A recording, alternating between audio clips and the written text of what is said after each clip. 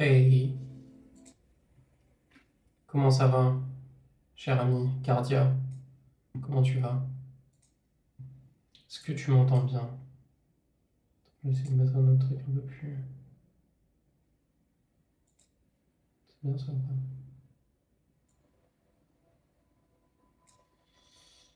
pas? Est-ce qu'on m'entend là ou pas? Il a pas, c'est tout. Bon, comment ça va? Comment tu te sens?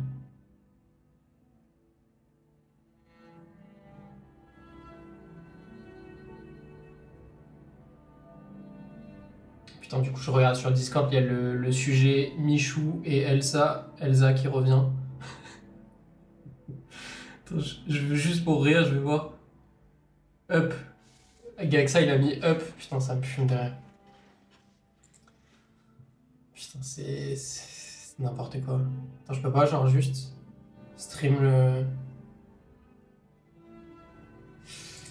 Ouais, mais à mon avis, il va y avoir des propos problématiques. Force à Michou, mais Florent mérite amplement. Ah oui, d'accord. Très drôle. Hein. Très drôle cet arc, ça doit être moins drôle pour lui par contre le ref. Hein. Salut 3000 ping, salut Devertry, comment vous allez? Comment vous allez messieurs? T'es au milieu de la forêt. Ma meuf veut qu'on réserve une espèce de cabane au milieu de la forêt. Bref. Écoute, on va y aller, hein. On va la faire la cabane. Mais bon. Il y a de l'écho. Ah putain, ça rend fou. Ouais, je vais faire le concept de Samuel Etienne, mais en moins bien. Est-ce qu'il y a moins d'écho là? Putain, mais je parle vraiment dans le micro, je vois pas comment je peux faire mieux.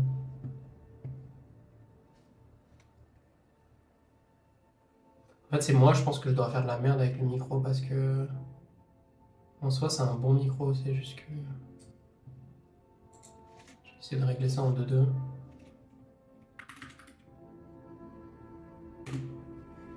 Genre, je pense qu'il faut que j'augmente le noise.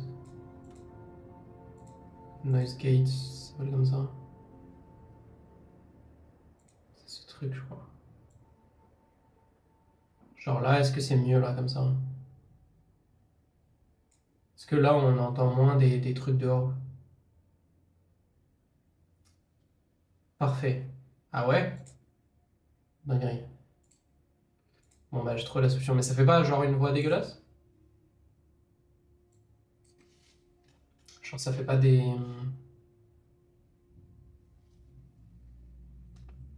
On va rester comme ça. Salut Kurt. Putain, c'est la première fois que tu viens ici, Kurt? Comment tu vas? Ouais, donc on va faire une revue type. On va faire une revue type. Type Samuel Etienne sur la revue de presse. J'imagine que vous connaissez. C'est le grand Samuel. Écho aberrant. Merde, j'ai fait une connerie là. Genre là, ça a augmenté mon écho? Threshold. Je peux pas y croire.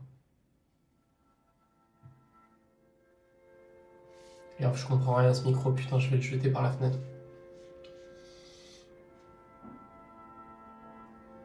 C'est mieux là ou pas? C'est bon, c'est bon. Tu peux parler sur le chat hein, si tu veux.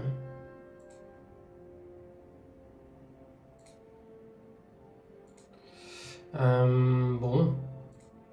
Ok, donc ouais, je disais, on reprend la formule de Samuel Etienne, mais on va le faire en mode de IA, Venture Capital, Private Equity.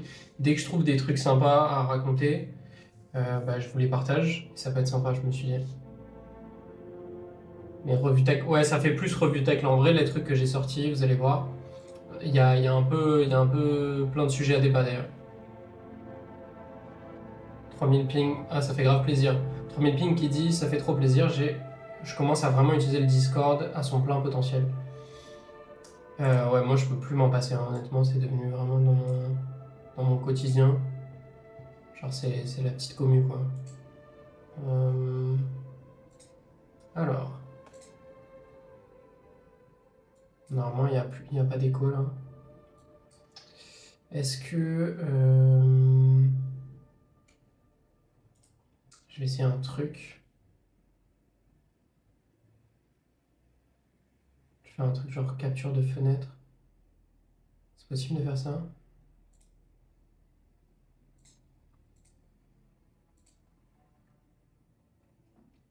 Genre là, si je vais dans ressources, revue de presse, ouais, j'ai fait des petits dossiers et tout, les gars. C'est du sérieux. Ah oui. J'ai pas de lecteur de PDF sur mon ordi. Non mais c'est lunaire.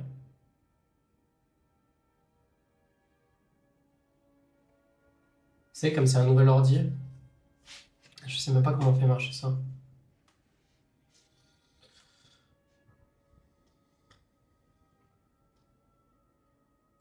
Bon, ok, bon, on va ouvrir Google hein, du coup. C'est quoi comme ordi? C'est un Windows. Ocular Cité sur Windows. Chrome directement. On va mettre Chrome, hein, mais bon. Un peu chier d'être sur Chrome, mais c'est pas grave. Donc là, genre, je peux mettre si je veux dans OBS, sélectionner une fenêtre à capturer.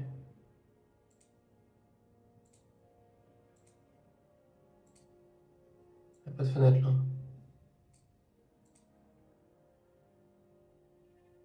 Ouais, ils ont des lecteurs de PDF intégrés, mais vas-y, t'es sur Chrome quoi. Sinon, comment ça va vous la journée? J'essaie de comprendre en même temps comment on fait le truc.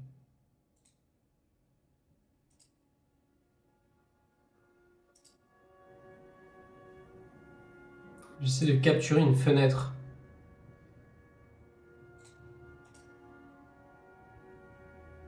Capture de fenêtre. Ah, je l'ai, je crois. Let's go. Comment je peux faire?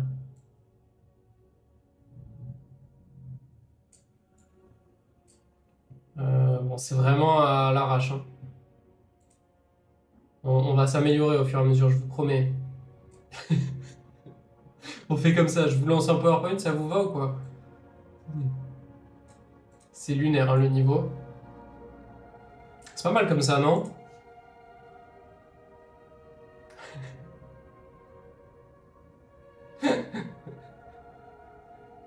C'est catastrophique. C'est nickel en vrai. C'est nickel.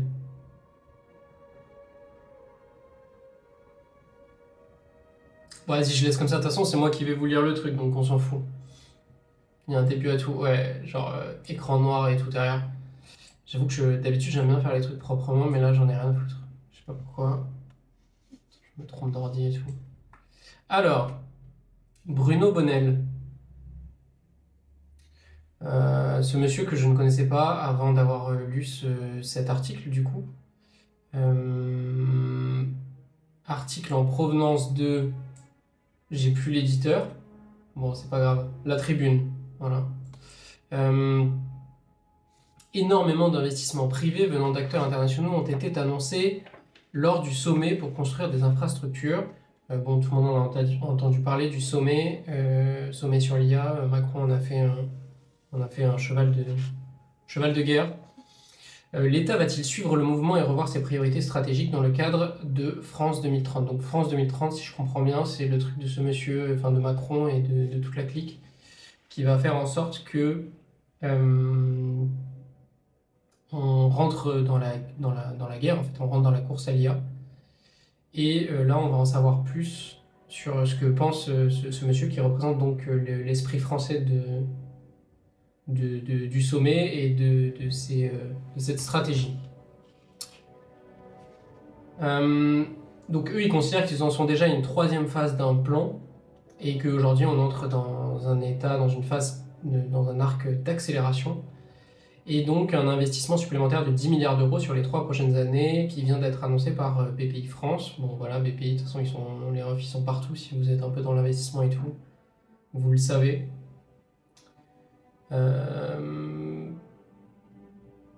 à l'échelle de notre pays, donc ce monsieur, Bruno Bonnell, dit que c'est l'investissement le plus important et de loin des pays européens, même devant le Royaume-Uni, c'est quand même, bon, pas grave, mais ça fait quand même un peu chier que ce soit l'investissement le plus important quand on sait ce qui est investi aux États-Unis dans l'IA. Et quel est le rôle de France 2030 dans cette nouvelle phase? Alors, c'est un plan à 54 milliards d'euros qui est annoncé sur 5 ans, qui sont donc orientés sur le financement d'entreprises de l'IA et le renforcement de l'IA dans de nombreux secteurs, notamment l'industrie, mais aussi la santé, l'énergie, l'innovation dans les matériaux, encore le quantique. Donc c'est une somme, en même temps c'est à relativiser quand même. Salut Brian. Hello, M&A, PE, VC, conférence, plus Deepwork. Ouais, il y a tout en même temps là, les refs. Vous pouvez tout faire en même temps. Vous pouvez faire une session Pomodoro, en même temps vous engrangez de la connaissance, voilà. Bon, moi j'apprends en même temps que vous, hein. J'ai lu évidemment les articles, mais je revois les trucs. Pourquoi d'ailleurs pourquoi ça s'affiche comme ça? C'est de la merde. Écoutez, on trouvera de nouvelles solutions. Voilà, là c'est un pique-nique, on va dire. Donc plan à 54 milliards d'euros, ce qui peut paraître énorme, mais qui est à relativiser quand même quand on sait ce qu'investissent les US ou la Chine. Ce qui est intéressant quand même, c'est ce qu'il dit, si demain il y a un nouveau Mistral, donc une boîte potentiellement concurrente ou pas forcément concurrente, mais un nouveau type de boîte comme Mistral qui arrive sur le marché européen ou français. Il faut savoir quand même que Mistral c'est un gros truc, hein. Mistral, c'est à la base 6 fondateurs qui se sont lancés, donc déjà très nombreux. Ils lèvent tout de suite 200 millions d'euros, il me semble, hein. Je ne sais plus comment ça s'est fait en termes de série de levée de fonds. Mais c'est quand même une très grosse boîte où tu as des anciens de chez Amazon, des anciens de chez Google qui se lancent dans l'aventure, avec des gros noms aussi des startups françaises. Et puis voilà, donc si demain il y en a un nouveau, on va pouvoir être en mesure de soutenir ce type de boîte. Donc ça c'est quand même très bien pour les entrepreneurs qui sont ici. Je vous écoute si jamais vous rêvez de créer des boîtes dans l'IA. Toujours à relativiser par rapport à la somme d'argent qui est investie. La réalité c'est quand même que il y aura toujours des fonds d'investissement étrangers qui seront en mesure de vous aider de manière avec plus d'ampleur. Et moi, je le vois notamment dans les investissements directs étrangers. Je ne sais pas si vous connaissez cette branche en droit, l'investissement direct étranger. Là, en plus, ils viennent de augmenter les seuils, hein, il me semble, qu'il y a eu des modifs. Et ouais, ils avaient tous une réputation dans leur domaine. C'est des chercheurs en machine learning, donc bon, forcément, voilà. L'Union européenne a également annoncé 50 milliards d'euros supplémentaires pour construire des usines d'IA un peu partout en Europe. Et j'avais fait un post sur Twitter. Ah putain, c'est ça que je voulais faire tout à l'heure. Je voulais me connecter à mon Twitter, comme ça on pouvait aller voir les tweets de la communauté X. Mais bon, je vais le faire après. Il y a Sesters, une startup marseillaise qui a créé, qui est en train de fabriquer du coup des data centers dans la Drôme, si je ne me trompe pas. Donc voilà, ce sont des sujets quand même qui sont importants, qui vont nous permettre de revenir dans la course, en tout cas d'arriver dans la course à l'IA. Et vous allez le voir dans les prochains docs que j'ai surlignés, on dit qu'on y est déjà de manière assez importante dans certains marchés dont on n'a pas forcément connaissance, qui ne sont pas ultra médiatisés. Et c'est assez intéressant de relever ça quand même. Ça relativise un peu tous les mecs qui disent qu'on est perdu, qu'on est déjà super en retard et qu'on n'arrivera jamais à remonter. Tu vois.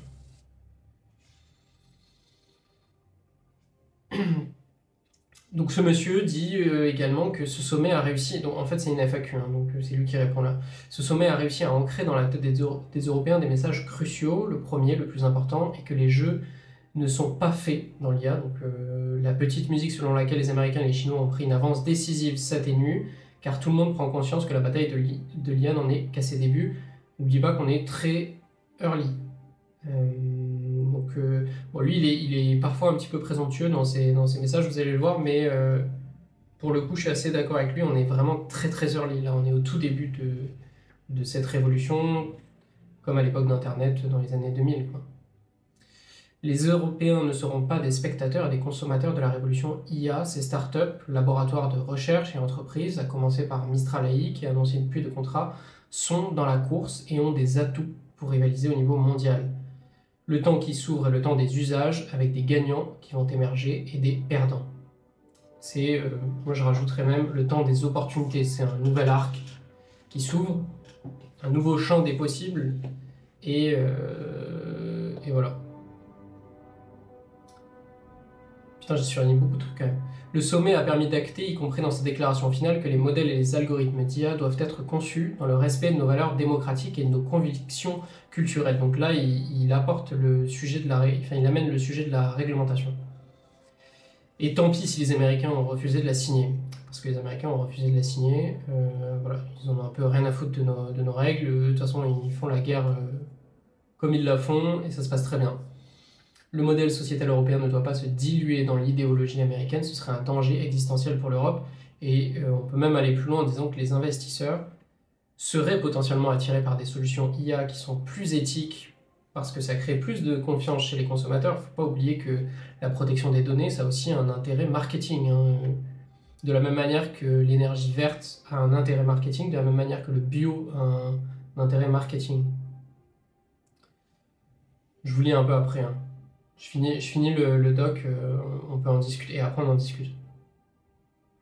Mais n'hésitez pas à mettre vos messages comme ça, au fil de l'eau, comme ça, après je peux relire et on débat. Ah voilà, très intéressant. L'IA générative est désormais un sujet majeur, mais le paradoxe est que son utilisation reste embryonnaire.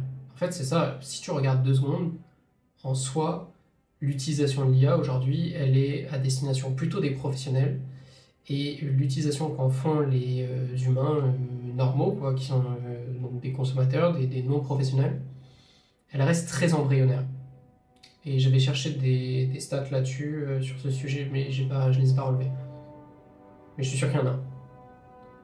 Donc encore une fois, c'est pour vous dire qu'on est très early, et qu'il y a un enjeu aussi sur comment intégrer au mieux l'IA pour qu'elle soit un véritable outil qu'on utilise tous les jours, nous, en tant que non-professionnels. Parce que, ok, des agents IA dans une boîte pour t'aider, machin, truc. Mais nous, au quotidien, qu'est-ce qui va se passer Internet a révolutionné la manière dont on utilisait des ordinateurs, a révolutionné la manière dont on utilisait des téléphones. Qu'est-ce que va révolutionner l'IA concrètement? Parce que j'ai sorti un fichier aussi, là, une revue, qui montre clairement que vous n'allez pas perdre votre job. Voilà, gros. En l'état, hein. Après, ce qui est quand même à relativiser toujours, c'est la courbe exponentielle de progression de l'intelligence artificielle. Plus on progresse en intelligence artificielle, plus l'intelligence artificielle nous permet de progresser vite. Donc voilà, la courbe elle est un peu différente et c'est dur d'avoir des projections. Donc il ajoute dans la continuité, il n'est pas encore descendu au niveau du grand public. Cela m'a rappelé les premières conférences sur le dot-com dans les années 90 où nous disions entre experts que les télécommunications allaient changer le monde et nous faisions face à une sorte de scepticisme, d'incrédulité et de peur. Nous avions raison, mais il a fallu attendre une bonne génération pour que le monde soit bouleversé par Internet avec des usages qui sont aujourd'hui des réflexes pour tous. Il ajoute « Nous sommes à accepter l'idée que l'IA va entrer dans nos vies, usage par usage, exactement comme Internet l'a fait. Quand des services numériques comme l'email, Google Maps, Booking ou encore Netflix sont arrivés, ils ont entraîné de nouveaux usages. Nous sommes en train de découvrir ceux de l'IA générative. Quels vont être demain les nouveaux usages de l'IA? Moi, le projet sur lequel je bosse perso depuis un petit moment maintenant et sur lequel je souhaiterais lever des fonds, etc., il a vocation à devenir un nouvel usage pour nous, humains, en tant que non-professionnels. Dans nos vies, être auprès de nous tout le temps. Parce que je considère qu'il nous aidera à transcender un certain nombre d'obstacles et de limites qu'on rencontre, notamment des pensées limitantes. Et d'ailleurs, mes derniers tweets, en vrai, ce sont des indices sur ce sujet. Justement, le sommet a révélé à quel point la fracture est profonde entre la vision de l'Europe et celle des États-Unis, bon ça on le sait, qui domine la technologie d'aujourd'hui et refuse toute régulation et contrainte éthique et environnementale. Ce qui est pas faux. Bon, et c'est là où j'ai trouvé que le mec est très bien, mais pardonnez-moi, il part un peu trop dans un truc présomptueux d'européen et c'est dommage qu'il finisse comme ça. Mais il dit en substance, nos constructions européennes sont basées sur des cultures millénaires, voilà, pour dire les Américains ils viennent de naître, qui n'accepteront pas d'être bousculés de la sorte. L'idée d'une tech complètement débridée, c'est la porte ouverte à du tri génétique, à des armes autonomes qui tuent les gens et au technofascisme. Bon, voilà, là, il s'est un peu énervé, Bruno Bonnell, voilà. Mais bon, le reste était intéressant. Ça, à la fin, j'ai pas trop aimé, parce que bon, c'est un peu la vision de l'Européen surpuissant. Bon, je sais pas si c'était nécessaire, on pouvait s'arrêter avant, et puis dire que ça va nous amener à du tri génétique, à des armes autonomes qui tuent les gens. On a déjà des armes qui tuent les gens, elles sont plus ou moins autonomes, les gens aident à l'autonomie des armes qui tuent les gens, bref. Technofascisme, bah, y a quand même fascisme de base, t'as juste rajouté techno, je sais pas si l'IA va être un accélérateur de ça ou juste un soutien, comme ça existe déjà. Enfin, ouais, là c'était un peu, je sais pas, j'ai pas trop compris. Voilà pour cette première revue. Qu'est-ce que vous en avez pensé? Est-ce que ça vous crée de l'émotion? Est-ce que ça vous... Ouais, Bruno, il part un peu en couille à la fin. Mais en vrai, il a l'air gentil. En vrai, je sais pas qui c'est. J'ai mal fait mes devoirs.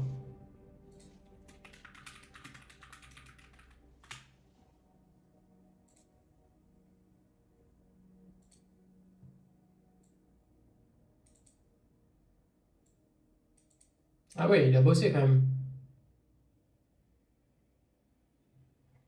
Ouais, il a bossé le ref, hein. Faut le respecter, hein. Par contre, vous voyez, ça, moi, je peux me faire refuser un entretien pour ça.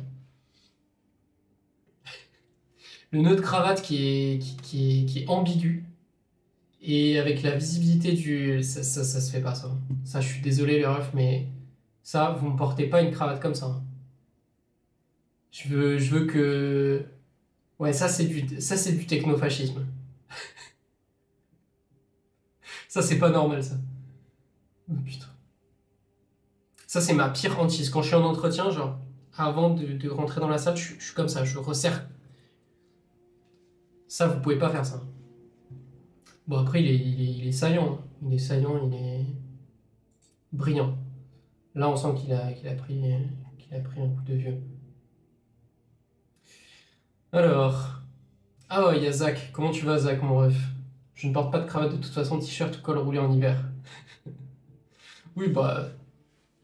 Moi, j'en porte, mais en entretien, quoi. Et encore, ça se fait vraiment de moins en moins. Ça se fait de moins en moins. Big nœud de cravate Macron tiers. Macron se respecte un peu plus Macron, il est visuellement intéressant. Je sais pas comment dire ça autrement. Alors attendez, je vous lis un peu. Ah, Dassault Systèmes, on va en parler d'Evertry.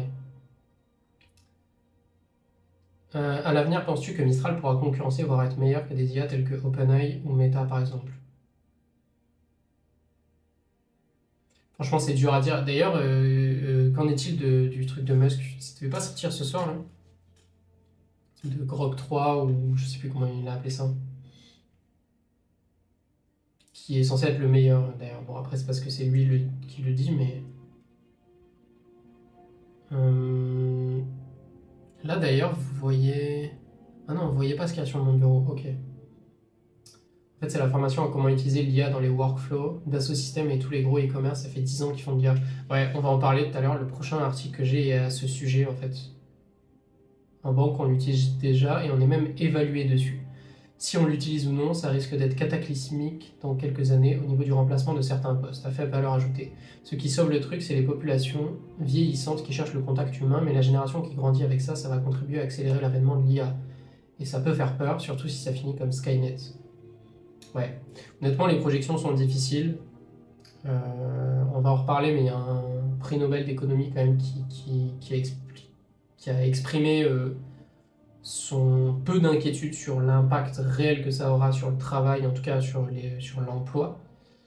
Par contre, moi, je pense que ça va transformer nos vies dans le bon sens. Ça va être des accélérateurs, des choses qui vont améliorer notre vie.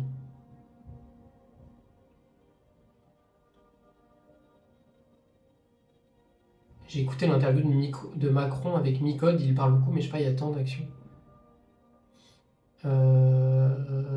Je savais même pas qu'il y avait une interview de Macron avec Micode. Après, quand tu dis early, peut-être à l'échelle de l'histoire, mais par rapport à la Chine ou aux USA, on est just on time, non? Moi, je trouve pas qu'on soit à la ramasse. On est à la ramasse financièrement, mais bon, ça c'est lié aux effets d'échelle, c'est lié à l'état actuel financier de base, tu vois. Ce qui est différent, cela dit, c'est l'état d'esprit. On voit que ta cam et ta page avec le doc, ouais, c'est parfait, c'est ça que je voulais faire. Mais tout à l'heure, vous voyez la tête de Bruno. Ouais, là, on voit Bruno. En fait, quand on y pense, ChatGPT, c'est même pas une IA, elle ne peut pas réfléchir et penser par elle-même. Non, en soi, d'ailleurs, c'est un mauvais emploi du terme IA. Juste, c'est un Wikipédia ultra rapide et personnalisé. Tu as raison. Bon, passons au prochain. C'est quoi le prochain déjà?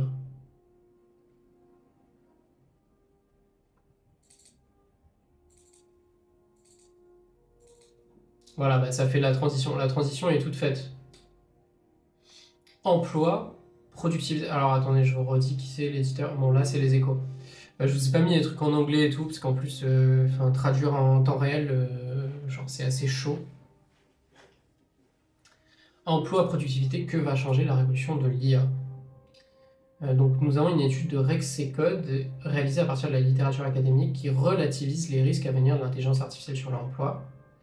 Et bon, c'est pas les premiers à relativiser le sujet. Il y avait donc le prix Nobel, je sais plus comment il s'appelle.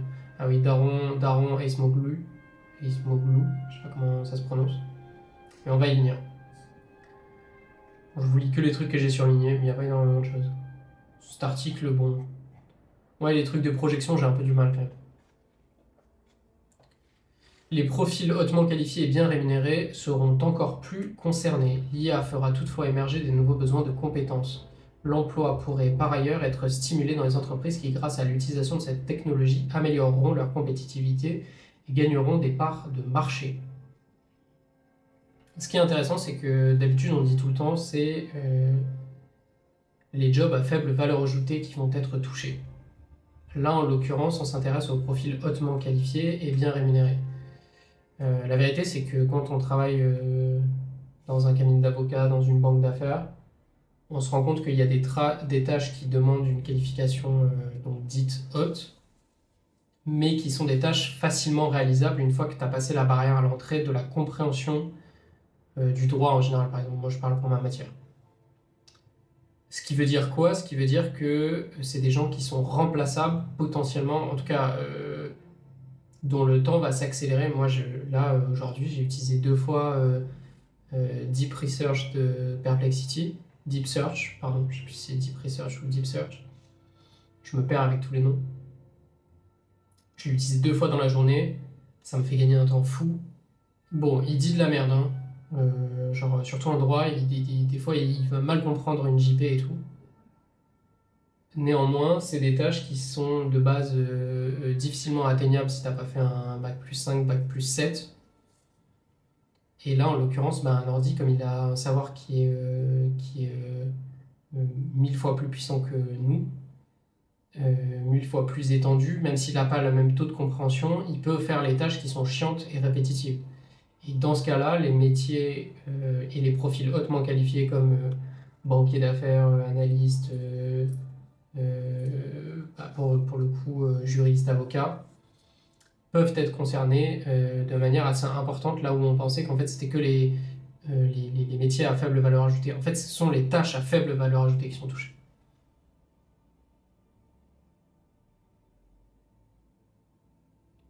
Et moi, je suis plus partisan du fait de dire que C'est cette deuxième phrase-là. L'emploi pourrait par ailleurs être stimulé dans les entreprises qui, grâce à l'utilisation de cette technologie, amélioreront leur compétitivité et gagneront des parts de marché. Moi, je suis plus dans ce sens-là. Je vous mens pas. Je pense que ce sont des armes à notre disposition qui vont nous permettre d'être meilleurs, mais qui ne vont pas remplacer ou détruire de l'emploi. Donc, selon le prix Nobel d'économie de 2024 et donc professeur au Massachusetts Institute of Technology à Boston, la hausse de la productivité induite par l'IA serait limitée à 0,07%, ce qui est vraiment très bas par an au cours de la prochaine décennie. Enfin, c'est très bas, c'est déjà haut, mais ça nous permet de relativiser et de nuancer nos propos. En retenant une approche similaire, Philippe Aguillon, professeur au Collège de France, et l'économiste Simon Bunel estiment quant à eux que les gains pourraient aller de 0,08 à 1,24 points de pourcentage par an, ce qui est plus, mais ce qui reste quand même léger. En se fondant sur les effets des révolutions technologiques passées, il serait plus élevé encore. Je vais chercher le nom.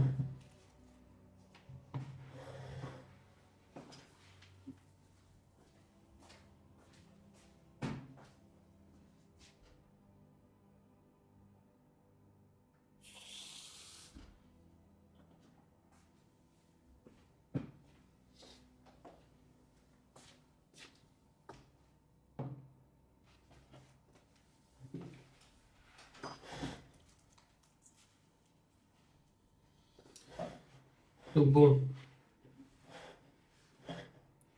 ne crions pas à la fin du monde non plus, ça va mettre du temps, a priori.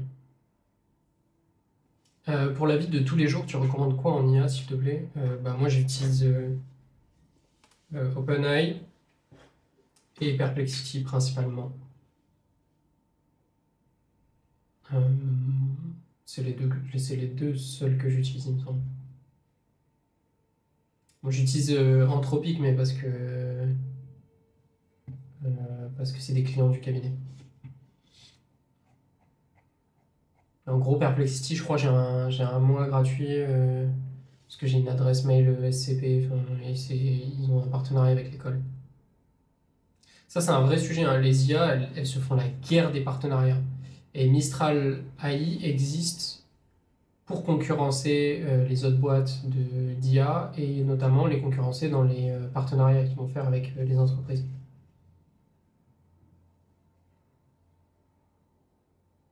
Quelqu'un m'a demandé la musique tout à l'heure, non?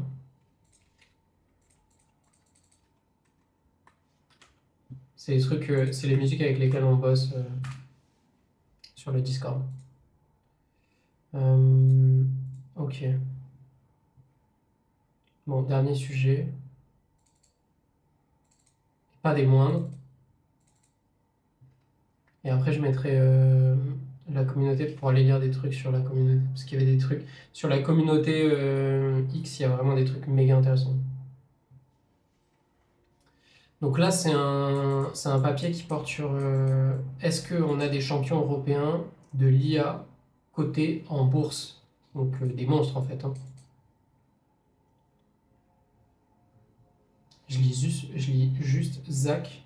La stratégie de Mistral maintenant, c'est full partenariat avec les acteurs français et européens. Ouais, clairement. De toute façon, ces boîtes-là, maintenant, c'est que de la recherche de partenariat. En vrai, leurs efforts technologiques, ils les ont faits.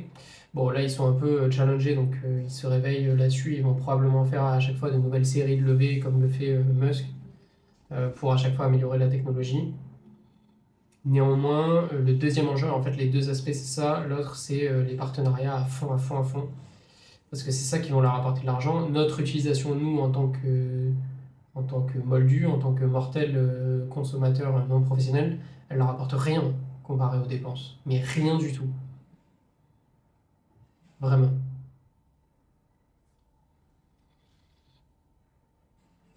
Ah, j'abuse un peu peut-être. Elle leur apporte pas rien, mais c'est pas ça qui va les rendre riches.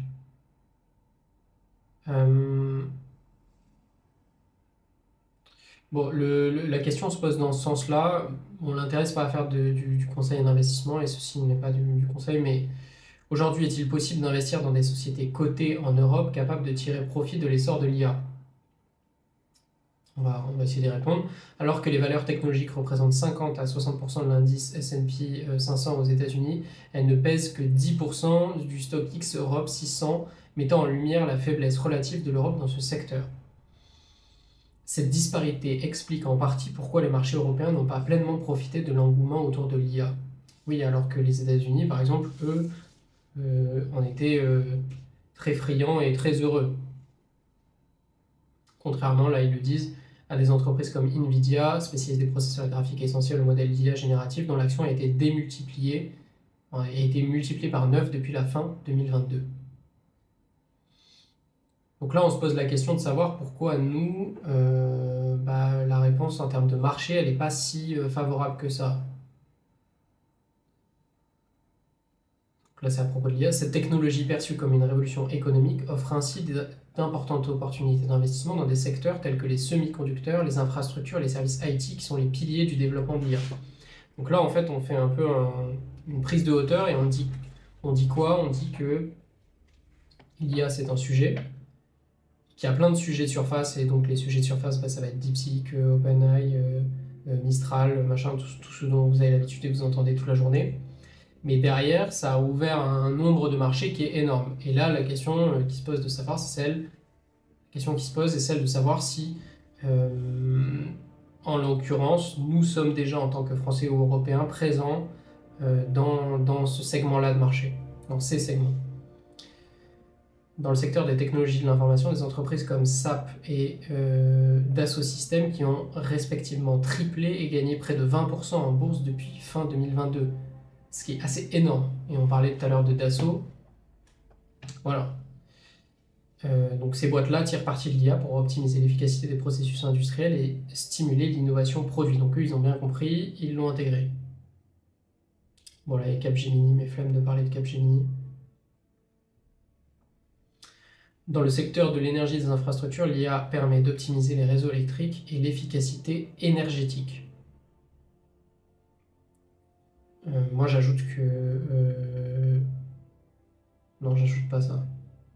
Je fais gaffe aussi parce qu'à chaque fois, j'ai envie de vous parler de trucs, mais comme je suis sous confidentialité, étant élève avocat, étant dans un cabinet où la tech est ultra présente, enfin, c'est vraiment le cabinet de la Silicon Valley, et ayant prêté serment, donc petit serment, donc j'ai pas le droit de, il y a plein de trucs que j'ai pas le droit de dire.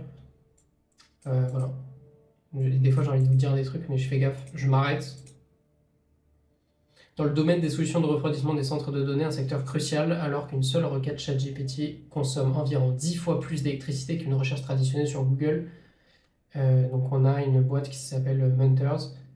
Elle a pris plus 44% en bourse, mais attendez, moi ce qui me choque, c'est une seule requête ChatGPT consomme environ 10 fois plus d'électricité qu'une recherche traditionnelle sur Google. C'est énorme. Donc là, encore une fois, il y a un enjeu énergétique et qui laisse la porte ouverte et qui laisse un marché de l'énergie et de l'innovation dans l'énergie qui est assez énorme. Bon, et à propos des semi-conducteurs, pour finir, nous constatons un intérêt croissant pour les sociétés de semi-conducteurs ainsi que pour les entreprises de logiciels et de services informatiques qui pourraient être les prochaines à bénéficier de l'adoption de l'IA, indique Ciaran Callaghan, responsable de la recherche sur les actions européennes chez Amundi. Ouais, en France, on est bien côté énergie. Ça a été débunk cette info sur la conso? Ah bah ça m'intéresse. Pourtant c'est nouveau ça. Hein. Ça vient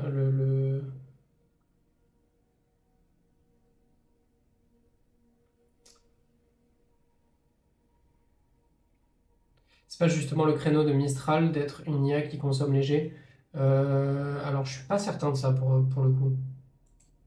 Une IA qui respecte la confidentialité, qui respecte les données, qui est friendly, mais qui consomme léger, je suis pas certain. Pas sûr. Alors je vous lis un petit peu.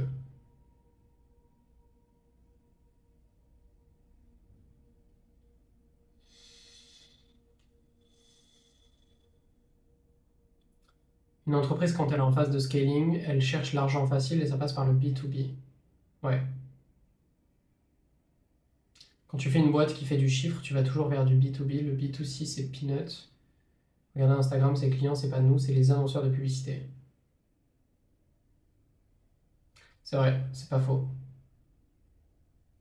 L'IA, ça a été la narrative de toute la deuxième partie 2024 qui a fait stonks la bourse US. Pas que Nvidia, tous les GAFAM font la course à l'IA. Nous, malheureusement, en Europe, en 2023, en tout cas, jusqu'à preuve du contraire, on n'avait pas grand-chose en termes d'IA. Bah, on avait, après, il y a eu un espèce d'exhibitionnisme et de concurrence d'un coup qui a fait accélérer tout le monde.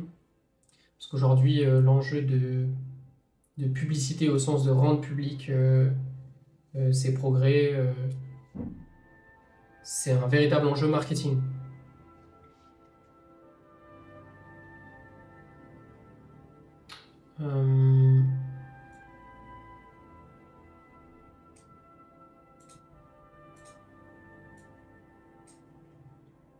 Je vais juste vous chercher un truc. J'arrive à me connecter à mon Twitter en fait.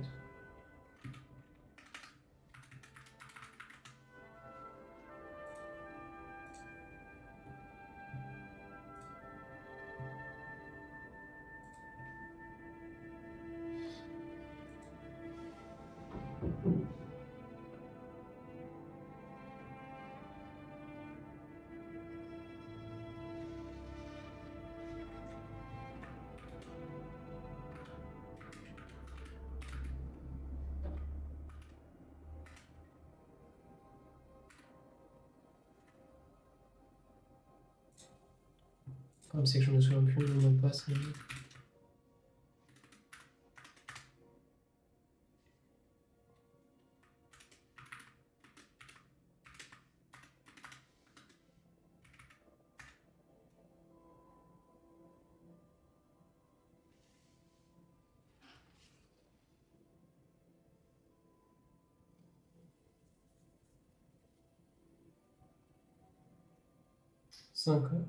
J'allais dire à voix haute, putain, je suis vraiment. Moi, c'est sûr, en stream un jour, je vais faire une connerie. Je suis trop con. Qu'est-ce qu'on avait dit? On avait dit qu'on allait voir.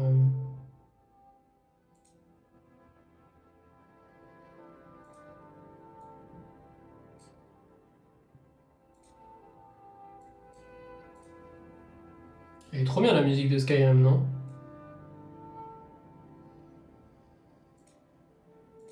On a dit qu'on allait voir des posts un peu qui sont là-dessus, parce qu'il y a des trucs vraiment bien, il faut se poser un peu dessus de temps en temps.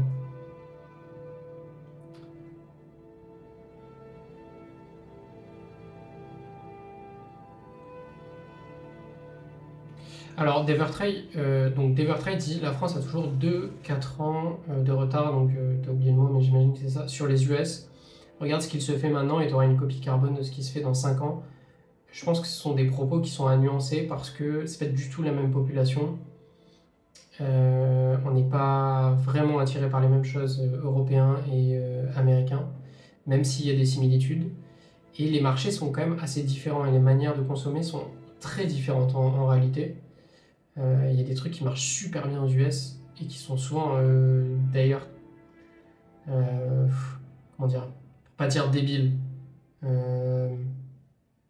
Tu le vois, hein, moi je trouve les trucs d'infopreneurs aux US, je trouve que ça montre bien l'état d'esprit dans lequel sont un grand nombre d'Américains, à savoir une espèce de naïveté et de crédulité de ouf aussi, tu vois. Qui a ses avantages et ses effets favorables qui sont celui de être en mesure d'être ultra déterminé, de se pousser vers l'avant, etc.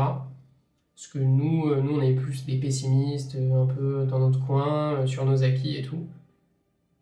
Mais bon. En vrai, notre joke, on a un pays, une population de fous, de bonnes écoles, etc. Je sais pas ce qui coince en France. Non, le N. Qu'est-ce qu'il a, Elliot? J'ai fait une connerie. Pourquoi tu me dis non? Bienvenue sur cette chaîne.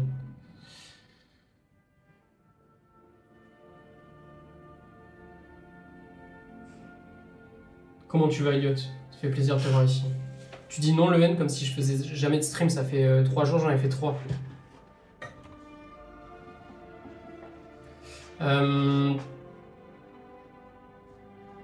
L'infopreneur américain est plus bullshit que l'européen. Bah, je pense, hein. Enfin, en tout cas, les gens qui achètent. Genre, t'as des mecs aux US qui ont fait des fortunes avec l'infopreneuriat, des trucs catastrophiques, tu vois.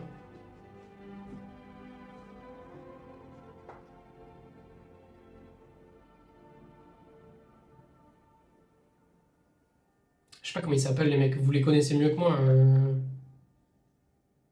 Comment il s'appelle déjà le chauve là qui fait du MMA, enfin qui faisait du MMA. Il y a lui, il y a le mec avec ses lunettes qui vend que des lunettes maintenant, qui fait, je comprends pas le move, je comprends pas le positionnement.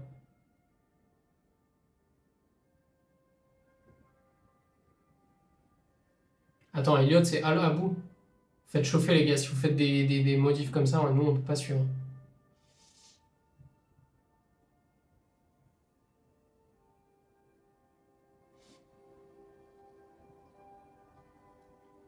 Salut Red Bull.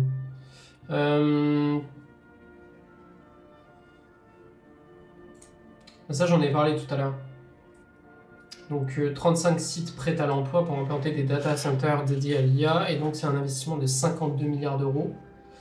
Et un premier projet porté par une start-up, bon ça c'était le truc du sommet, une start-up marseillaise, Sesters, le nom qui m'a un peu surpris. Ce sera dans la Drôme, 450 millions d'euros de data center. L'objectif c'est de mettre en place un hypercalculateur pour soutenir la course de la France dans l'IA. Bon, je vais pas faire le mec trop narcissique, je vais essayer de pas lire des posts qui sont les miens. On va lire un peu Antoine. Ce bon vieux Antoine, ce bon vieux Corsican. Salut le Zubron, comment tu vas? On gatekeep trop le financement. Non, c'est pas 450K, hein. 450 millions. Non, non, c'est pas 450K. 450 millions, ça commence à être pas mal, hein. Moi, je les veux bien, hein. Moi, je prends, hein. Je prends, je vous fais des data centers, j'en fais partout. Partout.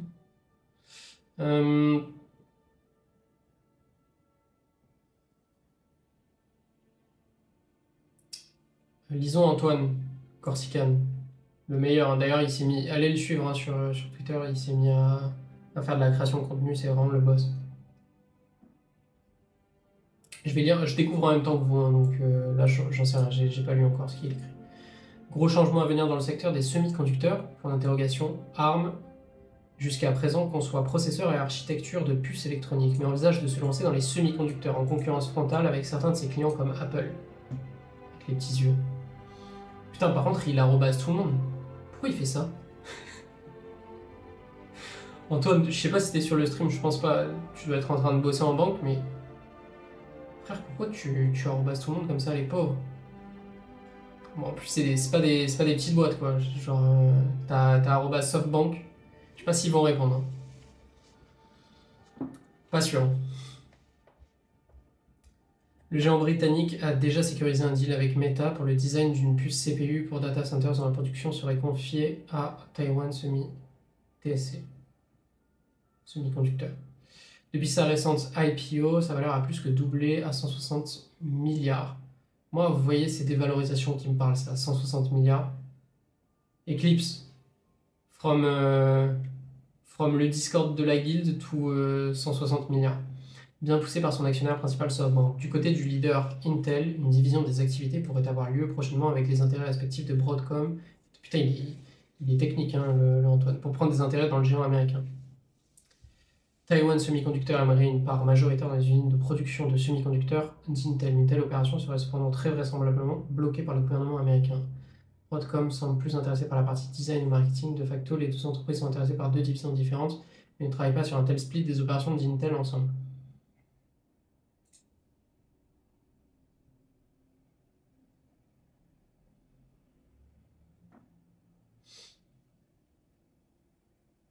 Corsican, il a stonks de fou. Ouais, en vrai, il a stonks de fou. Il en est où le ref? Putain, 219 followers. Chaud, hein? Chaud. Je lui envoie des petits conseils de temps en temps. J'espère qu'il se souviendra de moi hein, quand il sera... je vous lis 2 secondes. Même quand il écrit des petits commentaires, il y a toujours un truc à prendre, c'est vrai ça. Dévoile un petit leak de ta levée de fonds, j'en dévoile plein en vrai. Si vous faites attention à ce que je dis, j'en dévoile plein et je vais finir par me faire voler d'idées à force d'en développer.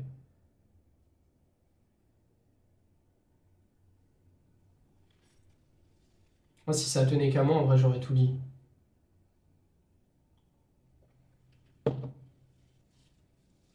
Vous entendez les bruits de bouche là quand je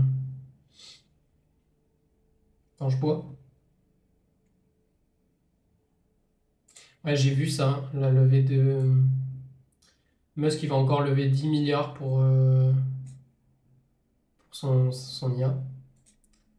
Avec une valo estimée à 75 milliards. Bon, faudrait lire la méthode de calcul parce que lui, il est toujours très favorable à son égard.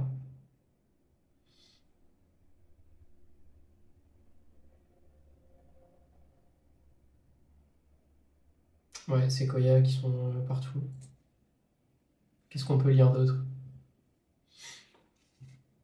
Bon, après, c'est bientôt l'heure d'aller dormir, les enfants. Demain, on a l'école. Moi, je vais me coucher tôt, hein. Plus ma meuf a la grippe, sa sœur a la grippe. Si je passe au travers, c'est grâce à ma détermination, ma volonté et beaucoup de sommeil.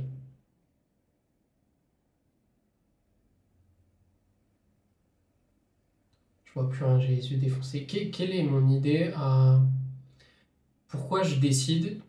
Donc déjà que je passe 13 heures de ma journée assis sur une chaise, devant un écran, à faire des compères, de la doc et tout, machin, à me défoncer. En plus, je me dis, le soir, je rentre, je mange à 21 h, à 22 h, je lance un stream, je me remets devant un écran full lumière bleue. J'ai un problème, hein. Non, non, non, Cardier, on va lancer un Counter-Strike là avant d'aller dormir. Putain, attendez. D'ailleurs.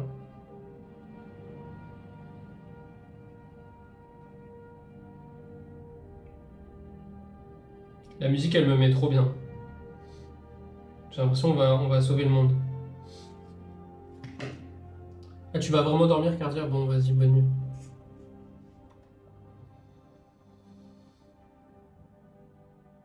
Non, le son est plus potable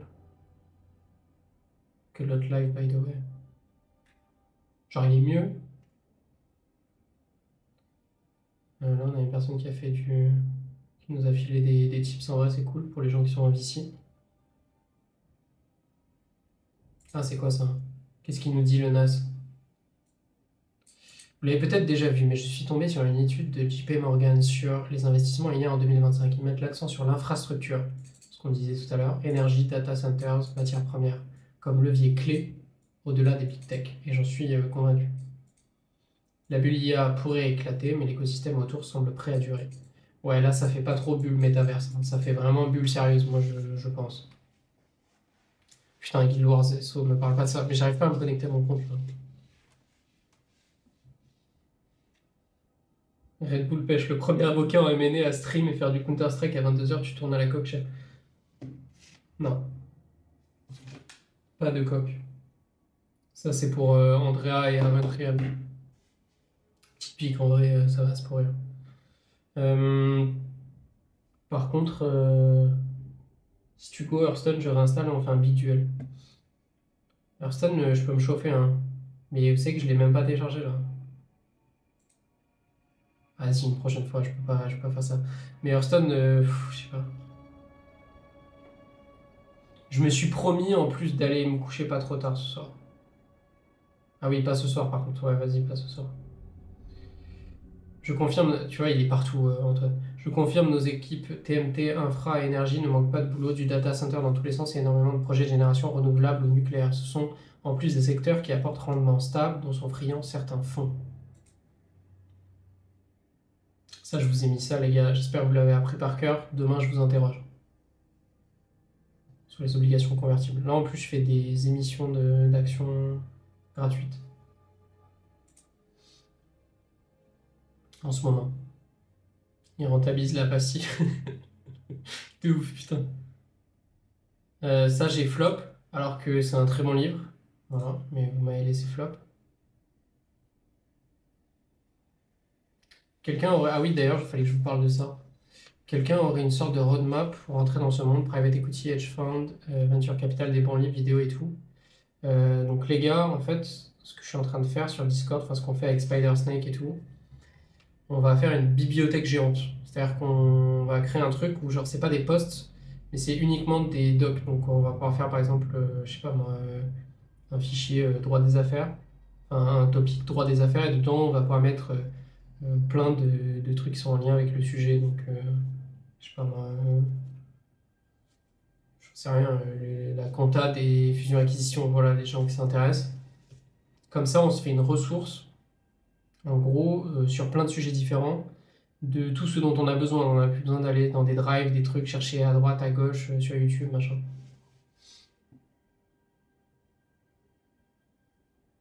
Je te réponds, SO. Putain, il a percé, Zach. T'as percé, Zach, si t'es toujours là, avec le VC mapping. Ça, c'est très pratique, hein.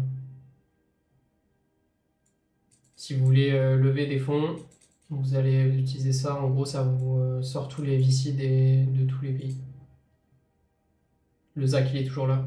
D'ailleurs, ça dit quoi là ton challenge? T'avais pas un challenge, un truc de dev?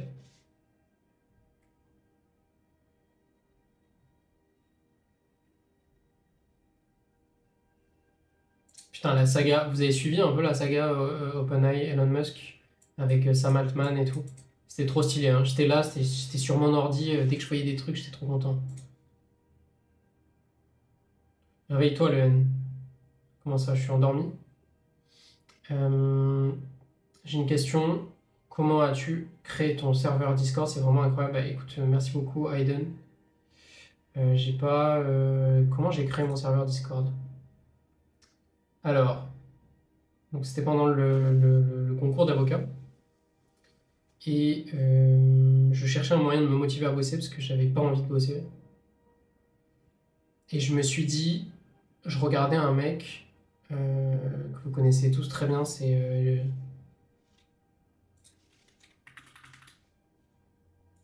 James Schultz, le petit accent et tout. Et ce James Schultz, en fait, je bossais, je faisais mes 10 heures par jour pour réviser le concours. Et ce monsieur, vous voyez là, il y a écrit 11h54. En fait, il bosse pendant 11 heures en live study. Et genre, c'est pas des vannes. Bon, il prend, vous voyez là, en fait, c'est les moments où il y a le plus de gens, c'est quand il fait des pauses. Et en gros, à ces moments-là, je me suis dit, moi je le regardais beaucoup, et je me suis dit pourquoi ne pas faire pareil, ça me motiverait à bosser, et si je sais qu'il y a des gens qui me regardent en train de bosser. Donc en fait, je me suis dit, je fais un Discord dans lequel je fais ça, genre je stream, et il y a des gens qui sont là, qui bossent avec moi, donc ça peut les motiver eux aussi à bosser entre eux. Ce qui fait qu'on est tous en train de bosser, certains mettent leur cam, d'autres mettent pas leur cam. Et vous voyez d'ailleurs, derrière, il a le Discord qui est activé là. On voit les caméras des autres gens. Donc c'est ça qui m'a motivé à faire ça. Lui, c'était à l'époque du Covid, où il a vraiment percé. 125 000 vues, genre il a vraiment, vraiment percé. Et c'est un mec qui m'a vraiment motivé à passer le concours. Du coup, j'ai créé ce Discord à ce propos. Et ensuite, ça a un peu basculé. Enfin, ça reste autour du deep work.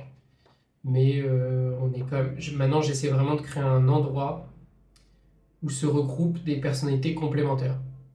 Des personnalités complémentaires, j'entends au sens de des talents complémentaires, des gens en droit, des gens en finance, des devs, des ingénieurs, des mecs en médecine, des mecs, voilà.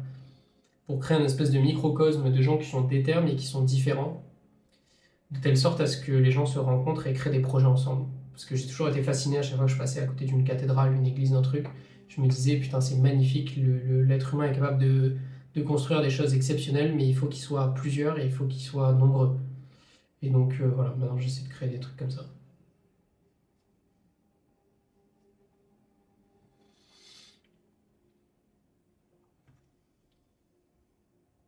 Intéressant le projet de bibliothèque, mais pourquoi à terme te faire un propre environnement avec Eclipse, etc., au lieu de faire ça sur un serveur Discord public? Il y a quand même un enjeu, c'est de faire un truc. Ah ouais, putain, son chat est exceptionnel. Vraiment, son chat, j'en étais amoureux. Il y a quand même un enjeu, c'est de faire des trucs que les gens utilisent et sans friction et simple. Eclipse a vocation à devenir autre chose.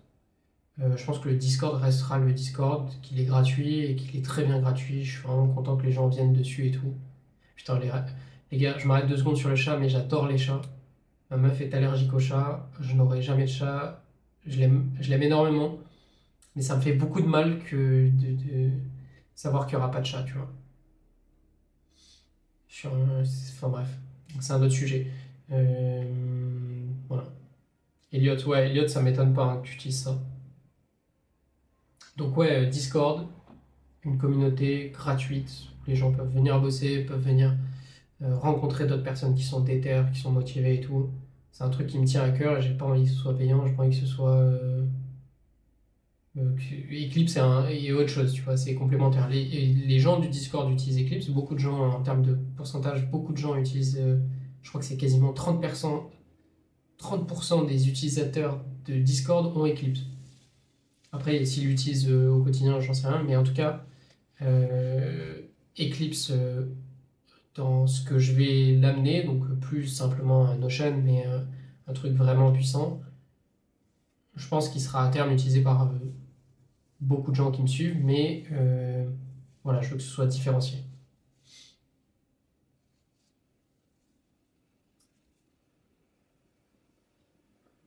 Je vous réponds un peu et après je vais faire ma routine de nuit avant d'aller dormir, lire un peu. J'ai tellement de bouquins là à lire, faut que j'avance. Zach, je suis en train de le faire, mais c'est du haut niveau. Donc on parlait d'un challenge de dev, voire au-delà de mes skills de base, programmation GPU. Celui qui réussit ce challenge se voit offrir un poste à 500 000 dollars par an, et je comprends mieux, celui qui valide est un véritable crack. Bah ça, il me semble que c'est une des techniques de recrutement de Telegram. Bon, le pauvre, je pense qu'il aura plus de soucis de recrutement. Oh putain, Didi Slamalis, c'est mon ami Driss. Comment tu vas, mon ref? Ça fait plaisir de te voir ici. Tu me manques, hein. Celui qui réussit ce challenge se voit offrir un poste à... Et ouais, les mecs de Telegram, je sais qu'ils recrutaient leurs devs et leurs ingés comme ça. Genre, ils les faisaient payer... Enfin, ils les faisaient payer. Ils leur proposaient un salaire de ouf et leur disaient voici une énigme, il faut la résoudre. Voici un sujet, il faut le résoudre. En vrai, je trouve que c'est un très bon moyen de recruter des gens et des gens motivés. Après, c'est aussi un... Ça a plusieurs biais. Ça a plusieurs biais parce que tu attires aussi des gens qui sont attirés uniquement par l'argent et donc tu crées potentiellement une équipe de mercenaires. Nous, on le voit dans les cabinets d'avocats, les mecs, dans les gros cabinets, Didi Slamalis peut vous en parler d'ailleurs sur le chat, parce que lui, il sera bientôt dans un des plus grands cabinets au monde. Ce sont des endroits où les gens sont attirés par l'argent, ils sont extrêmement brillants, ils travaillent énormément, mais c'est dur de les maintenir autrement qu'avec beaucoup d'argent. Et donc après, tu crées des personnes qui sont pas forcément sympas à ton égard ou qui créent une véritable culture d'entreprise, mais plus des gens qui sont attirés par autre chose. Et donc moins de fiabilité, moins de loyauté. Voilà, ça a des avantages, ça a des inconvénients. Je pense que pour une startup, pour lancer un gros projet, c'est top, mais après, il faut trouver un autre moyen d'intéresser. Alors Brian, j'ai un souci du moins je pense, l'année dernière quand j'étais encore en cours, je n'arrivais pas à focus. J'ai essayé de faire du Pomodoro, etc. Et à chaque fois au bout de 2-3 pages de lecture, je finissais par soit sortir mon tel pour traîner sur Twitter, ou alors sur mon PC je traînais sur des pages, je ne sais plus comment faire pour réussir à focus. Bah là, il faut que tu sois un peu drastique, c'est-à-dire qu'il va falloir que tu mettes ton téléphone loin de toi quand tu bosses, donc genre qu'il faut que tu te lèves pour aller le chercher. Sur ton ordi, moi, pendant le concours d'avocat, j'avais créé une autre session. C'est-à-dire que j'avais créé une deuxième session qui s'appelait Focus, genre avec des images de guts partout. Et en fait, l'idée c'était que les mecs, que je puisse pas être déconcentré par quelque chose. Donc j'avais rien, j'avais pas de Messenger dessus, j'avais aucun réseau social qui était connecté et tout. Donc là, en vrai, t'es dedans, tu vois. Et après, effectivement, tu fais une chose. Le one thing, je pense qu'il pense à ça, Driss, c'est genre tu as un objectif, une quête principale et secondaire, et tu fais que ça pendant un instant. Et je pense que le Pomodoro, il faut que tu commences par petit, tu vois, genre tu commences par 25 minutes, 5 minutes de pause.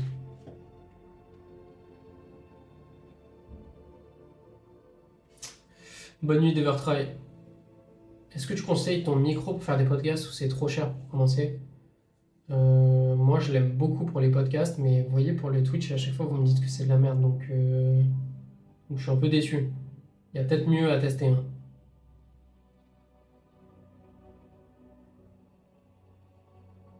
On se fait quand la session LOL, discussion, MNEPE? Écoute, en vrai, quand tu veux, hein. Putain, en vrai, c'est stylé, hein. C'est stylé comme programme. Ça vous chauffe un peu, genre on fait une session LOL, moi je me fais hard carry. Et en même temps, on discute M&A, PE, banking, droit, padel. En vrai, ça peut être drôle. Faut que tu lises The One Thing. Je l'ai pas lu moi, mais j'avais lu Deep Work, c'était de la merde. En vrai, c'est de la merde. Une vidéo YouTube suffit largement.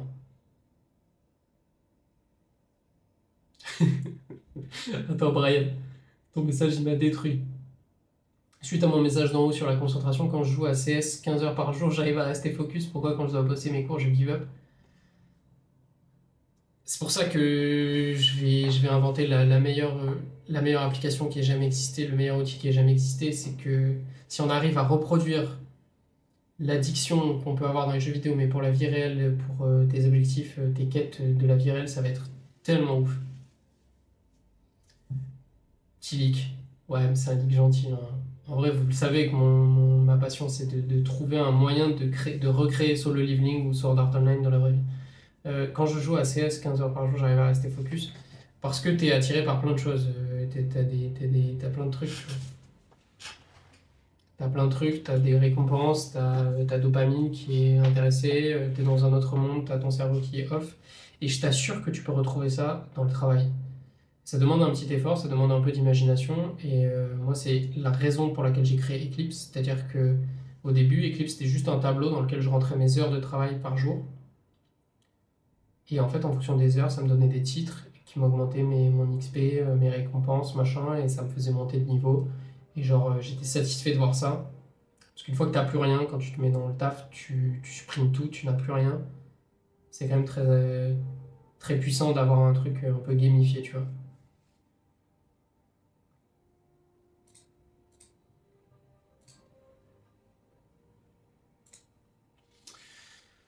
Euh,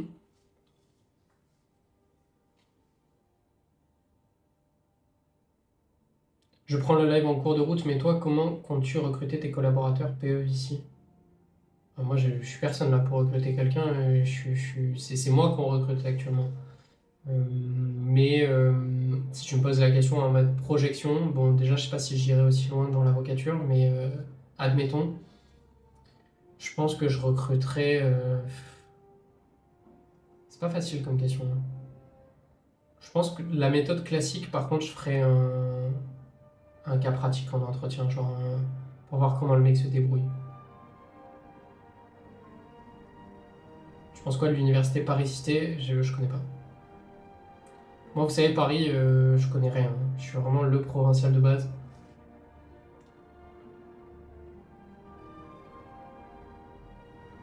Non, il est bien, ouais, je vous remercie pour vos conseils, c'est super bienveillant. Bah, avec plaisir, Brian, et n'hésite pas à venir sur le Discord, parler, créer tes topics, discuter et tout. En vrai, on est là pour aider, hein.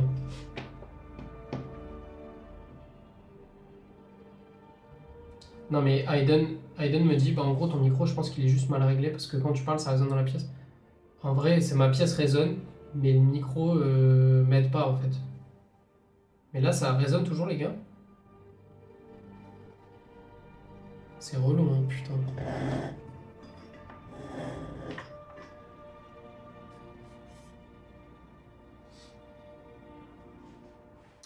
Let's go, le petit leak. Déjà, je vais prendre Eclipse début du mois prochain, même si je suis pas en cours cette année, je vais pouvoir m'organiser pour l'année prochaine. Ouais, let's go. Et n'hésite pas si t'as besoin d'aide pour le configurer et tout. Bah tiens, Driss, donc Driss qui est Didis la malice. Je sais pas si ça te dérange que je le dise. Bon, de toute façon, c'est trop tard et il n'y a pas non plus blindé de monde. Qui est mon ancien co-stagiaire qui est devenu un ami et qui utilise désormais Eclipse et qui utilise le tracker d'habitude surtout et qui m'a dit à plusieurs reprises que ça l'avait beaucoup aidé. Moi, ça m'aide toujours d'ailleurs. Je sais pas si je peux vous montrer là. Attendez. J'ai peur de montrer des dingueries.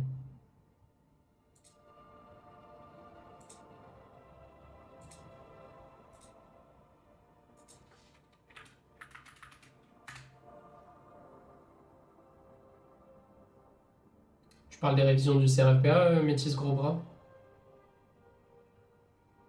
Énervé le pseudo.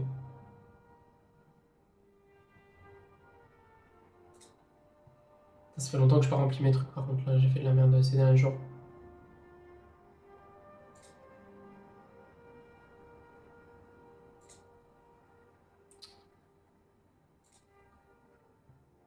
Putain, c'est moi le spécialiste de Notion et je sais plus comment on fait pour...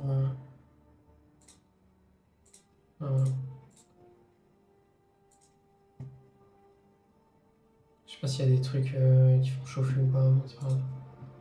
Vous me dites hein, s'il y a ma carte bancaire qui apparaît, ou je sais rien. Ça c'est mon tracker d'habitude des derniers jours. Et en plus je le remplis plus là depuis un moment. C'est quand la dernière fois? Aïe aïe aïe aïe aïe aïe, ça fait 5 jours que je l'ai pas rempli, putain. Bon, on va le remplir au moins aujourd'hui. Est-ce que j'ai médité? Non. Est-ce que j'ai récité mes mantras? Non. Est-ce que je me suis bien nourri? Oui. Est-ce que j'ai fait du sport? Non. Est-ce que je vais lire? Ouais, je vais lire. Je peux le pré-remplir, je sais déjà que je vais lire. Bon voilà, Eclipse, pour le moment, ce n'est qu'un Notion, mais un jour, j'espère, ce sera beaucoup plus. Ouais, surtout la courbe, elle est là, la courbe. Voilà. Et il y a mes titres. Vous voyez, en habitude, je suis en taux de remplissage à 52%, c'est OK. Productivité, je rentre plus mes heures là en ce moment. Je vais les rentrer. Bon, on va se dire bonne nuit. Je t'ai envoyé un message Discord N. Tu veux que je le lise là ou... Ah mais c'est toi, c'est... Mais moi, il fallait le dire.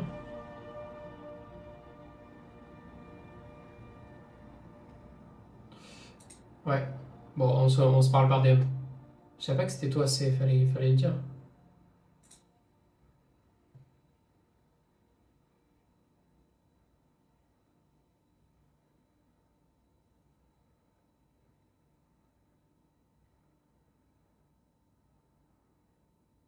Il y a Cardia qui m'a envoyé un DM. En vrai, il a raison. Qu'est-ce que vous en pensez? Il me dit... Très plaisant ce petit live, t'apportes de la valeur ajoutée, ça peut vraiment plaire. Juste soigne la forme, pitié.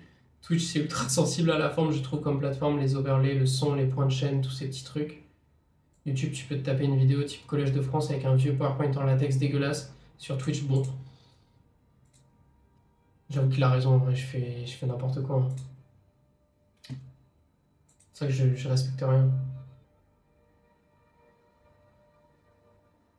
Bonne nuit, Brian.